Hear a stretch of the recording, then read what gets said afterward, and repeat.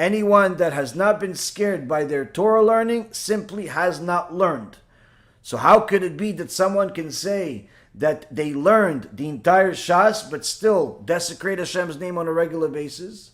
How could it be that somebody can say they learned enough to become a rabbi but still be someone that's immoral? How could it be someone that has learned a lot of Mussar books but still be addicted to wasting seed and immorality? How could such things be? So you have many people that have learned Mussar from different aspects of the Torah, different places in the Torah, whether it be the Gemara or be the Sifrei Mussar or even in Halacha. Mussar is everywhere. How could it be that there are certain people that have read Mussar, that have read Mishlei, that have read Kohelet, but yet they continue being addicted to the ways of the Yetzer Hara rather addicted to the ways of HaKadosh Baruch Hu? How could it be? This is what the Gaon Mivilna will elaborate for us now, Be'ezrat Hashem.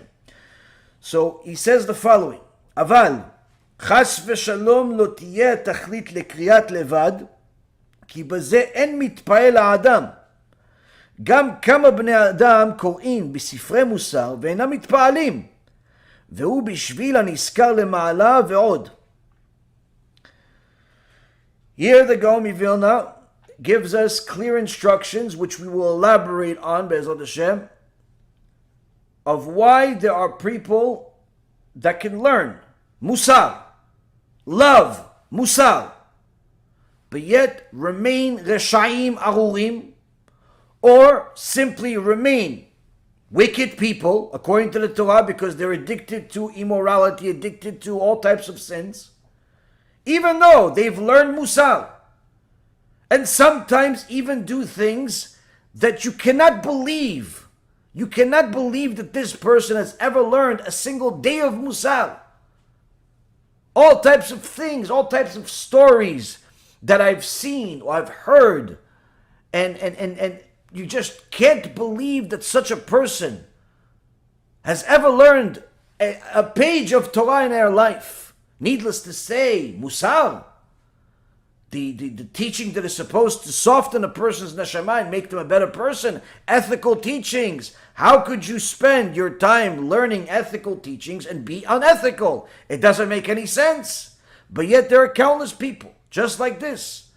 Although we don't believe the story of this Goldberg character that says that somebody threatened him and called his daughter and so on, even if it's true, as I've said in the past, the reality is that such a person that called to and gave a death threat to a 9-year-old kid or to an adult, whoever it was, or to both, obviously is a person that did not apply the Mussar they were learning to their life. They just took whatever they were learning and simply made it into whatever they wanted, just to project the pre-existing anger they already had. But of course, this is not the only case in the world. There are many times where you have people that say they are learning Mussar. Even Goldberg himself, he has a class where he teaches the Ramchal, but yet is obviously publicly lying to his audience and whoever wastes their time listening to him, doing things that are jeopardizing Jewish people while telling them, I love the Jewish people. And of course, there are many others like him. Some are rabbis, some are not. Some people will say, listen, they have read, dozens of books about Mussar, but yet they're unethical people. I one time spoke to a poor woman that was married to a guy that considered himself not only a Talmid Chacham that was giving shiurim, but an expert in Mussar. But yet she was calling me, crying hysterically, asking me if I could help her. Why? Because her husband is a monster. A monster, to say the least. And anyone can figure out the reasons and the hows and the whys and all that other stuff. And I told her, well, maybe you should learn Mussar. She goes, no, you don't understand. I'm calling you and crying because he supposedly is a Mussar expert. Anytime I tell him, please, maybe this, maybe that, he says, listen, everything you can tell me, I already know. I read over 40 different Mussar books. I'm an expert in Mussar, but yet he's a monster. How could such a thing be?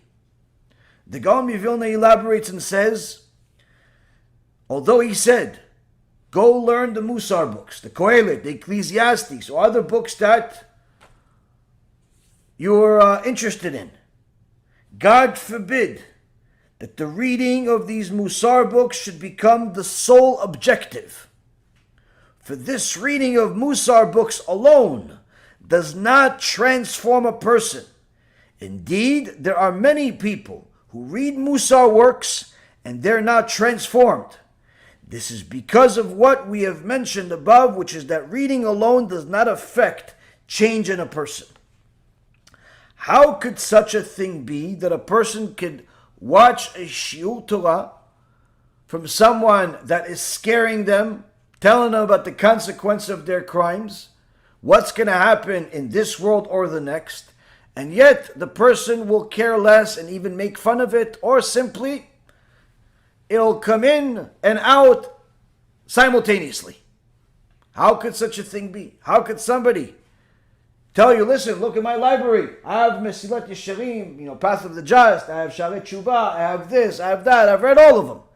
But yet, his kids are scared to even say his name because of how dangerous this person is. Or the kids are scared to ask the mother for food because of how scary she is. People do things that are contrary to what they're learning. You have all types of people in the world where they say, listen, I don't know what got into me, but I just decided to leave. What do you mean you decided to leave? To leave what? No, I don't know. I decided to leave in the middle of work. What is your job? Oh, I babysit kids for somebody, and I decided to leave. Well, what happened with the kids? Well, I don't know, but they could. The owner left me a message, and I'm scared to listen to it. What do you mean? Where did you leave the kids? Oh, I left them in front of the school. Did they have another way home? I don't know. I got so mad at them. They didn't want to get into the car. I just left. Like, what?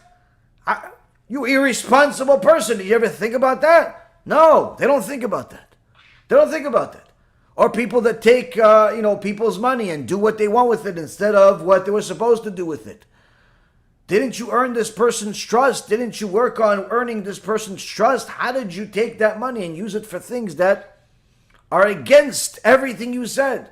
I don't know what got into me. So how could it be that sometimes those very same people have heard, have read Mussar works, but yet they were not affected? The Gaon Vilna is saying that this is not a new thing.